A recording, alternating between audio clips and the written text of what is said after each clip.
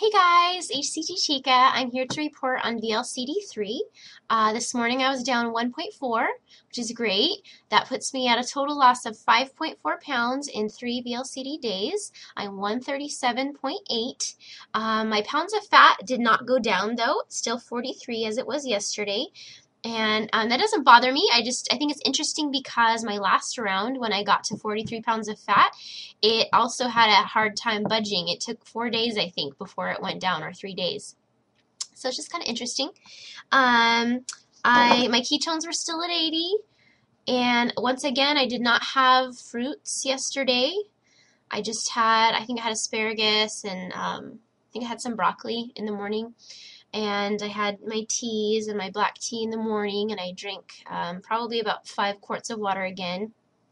The one difference yesterday is I did not sleep well. I only slept for like 6 hours, and even that wasn't like the best. I had some non-caffeinated tea in the evening last night, and supposedly didn't really have any caffeine, but something was in it because I was totally wired and I couldn't fall asleep till like 2 in the morning. So that wasn't too good. But other than that, I'm fine. I'm a little more tired today, I think probably because of that. And the last thing is a reminder. Go subscribe to HCG Mom, my friend. Do it, okay? She's done really good. Even if she doesn't have a lot of vlogs up, but she's done really good. Okay, so I wanted to share real quick just a few excerpts from Dr. Simeons' book, Pounds and Inches.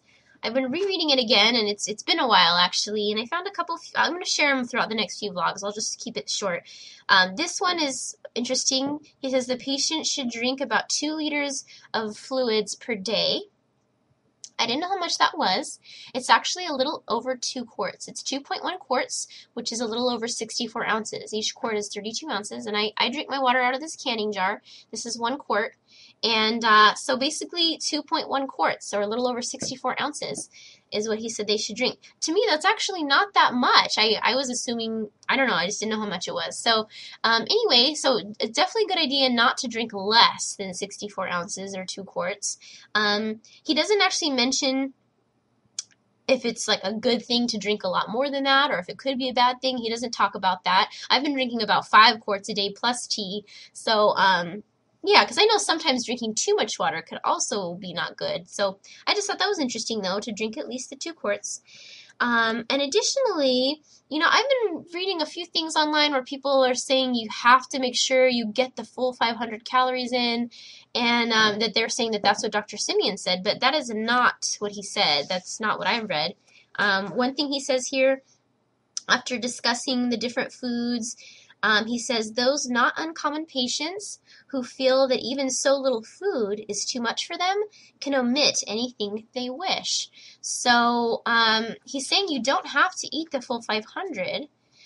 And then later he says the diet must not exceed 500 calories per day. And he says that twice. It must not exceed 500 calories. So it must not exceed 500, but that does not mean you need to eat the full 500. However, the way he said it is that you can omit anything you want if the food feels like too much. So what I take that to mean is if you're trying to do only 300 or 400 and you're not feeling well, maybe you should go ahead and add the extra 100 or 200 in. He's just saying if you feel like it's too much, you know, you're feeling too full or whatever, then you can go ahead and eliminate. But if you're feeling really crappy on 300, maybe you should go ahead and add those other 200 in. That's just what I got out of it. And the other thing he says, the way these calories are made up is of utmost importance. He speaks specifically about not switching, like he says, don't drop an apple and eat an extra breadstick. So specifically with like the starches, he said, and the fruits and vegetables, he says you're not supposed to be switching things around or adding things in and taking something else out. And the last thing I wanted to mention is he said the total daily intake must not exceed 500 calories, and if the best possible results are to be obtained, that the daily ration should contain 200 grams of fat-free protein and a very small amount of starch. So even though it sounds like it's kind of contradicting what he says earlier, that the way these calories are made up of is utmost importance, but I don't think he really is contradicting himself, because basically what he's saying is, you know, have the protein, and have the starch, if you want, up to the 500 calories that are listed as it is, but don't switch things around, because then you will be changing the way those calories are made up.